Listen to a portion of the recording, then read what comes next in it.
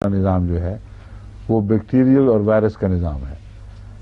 ان دونوں پہلوؤں سے شیطان اور ابلیس نے سجدہ کرنے سے انکار کر دیا کہ ہم مخالفت کروں گا.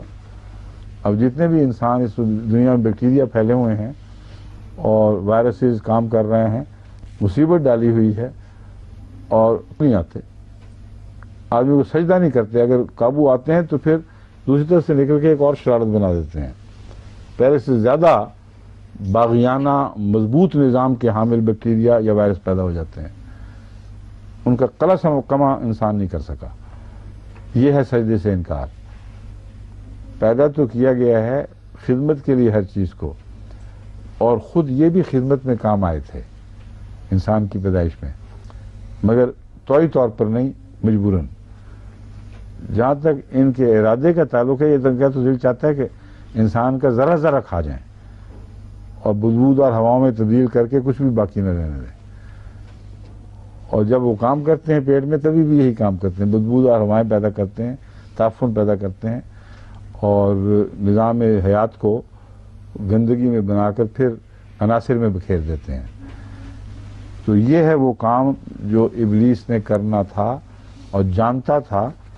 یعنی اگر اس کا یہ مطلب نہیں کہ باشعور گفتگو ہو رہی ہے کوئی، مطلب یہ ہے کہ زبان حال سے یہ کلام ہے. آغاز آفرینش پہ وہ خدا تعالیٰ کی تخلیق اگر باتیں کرتی تو یہ کہتی کہ اس مٹی والے کو ہم پر کیا فضیلت ہے. یہ تو ہمارے آنکھوں کے سامنے جمعہ 8 دن کل کی پیدائش ہے. یہ ہم اس سے پہلے کی آگ سے پیدا ہوئے، ہم غالب لوگ ہیں، ہم میں غالب طاقتیں ہیں. بس ہم اس ادنا چیز کو کیوں سجدہ کریں. اور سلسال من حمیم مسنون کا اس لیے تکرار اس لیے کی گئی ہے کہ یہاں شیطان ذلیل اور ادنا حیثیت کو ظاہر کرنے کے لیے ریپیٹ کر رہا ہے. حمیم مسنون، گلے سڑے گندے کالے کیچڑ سے پیدا ہوا. ہم آگ سے جو ناپاکی کو جلا دیتی ہے، جو پیورٹی کا سمبل ہے، گویا کہ ہم اس سے پیدا ہوئے ہیں. لیکن یہ ابلیس کو پتہ نہیں تھا کہ ہمیں مسنون اس سے پیدا ہوا ہے. ابلیس کی لاشوں سے ہی ہمیں مسنون بنا ہے. اس پر اللہ تعالیٰ نے فرمایا قال فاخرج منها فإنك رجیم. اللہ تعالیٰ نے فرمایا اس سے نکل جا. اب لوگ سمجھتے ہیں کہ جنت سے نکلا ہے، حالانکہ جنت کی کوئی بحث ہی نہیں، یہاں کوئی تعلق ہی نہیں. ابتداء آفرینش کے رازوں سے پردہ اٹھایا جا رہا ہے کہ کیسے دنیا بنی، اور اس میں 3.5 بلین سال پہلے کی مخلوق کی باتیں ہو رہی ہیں.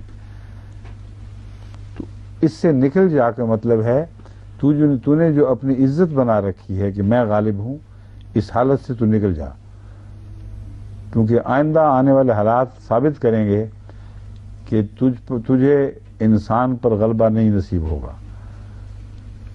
اور انسان تجھ پر غالب آئے گا، مگر وہ انسان جو روحانی معنوں میں انسان کامل، خدا کا مطیع، اطاعت شار بندہ ہے، اور دنیاوی معنوں میں جو صحت کے تمام اصولوں پر چلتا ہے اور استوا کے اس مضمون پر پورا اترتا ہے، اس کی حفاظت کرتا ہے، جس کا ذکر گزرا ہے اس کے تعلق میں، کہ جب ہم نے اس کے نظام کو متوازن کر دیا، جب عناصر میں ایک میزان پیدا کر دیا، تو جب تک انسانی عناصر میں میزان ہے، شیطان یعنی بیکٹیریا اور وائرس کو اس پر کوئی بھی برتری حاصل نہیں، بالکل بے حیثیت ہیں. انسان کا اندرونی نظام جو متوازن ہے، جب تک متوازن رہتا ہے اس وقت تک بیکٹیریا کی کیا کہتے ہیں اس کو، پہنچ سے یا دسترس سے باہر ہے اور بالا ہے. جہاں اندرونی نظام بیمار ہو، وہ اس کا آغاز بیکٹیریا سے نہیں ہوتا. اندرونی نظام کی بیماری توازن کے بگڑنے سے تعلق رکھتی ہے، یعنی استوا کا مضمون ختم ہو جاتا ہے. جب نظام حیات میں توازن بگڑے تو اس وقت بیکٹیریا آ کے بیٹھتے ہیں.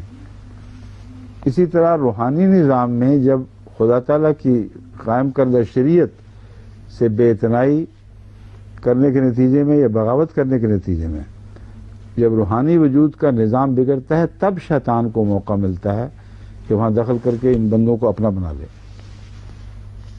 تبھی اللہ تعالیٰ جو آگے مضمون بیان کر رہا ہے اس طرح بیان فرما رہا ہے کہ شیطان کے بننے سے پہلے ان کے اندر کوئی خرابی پیدا ہوتی ہے.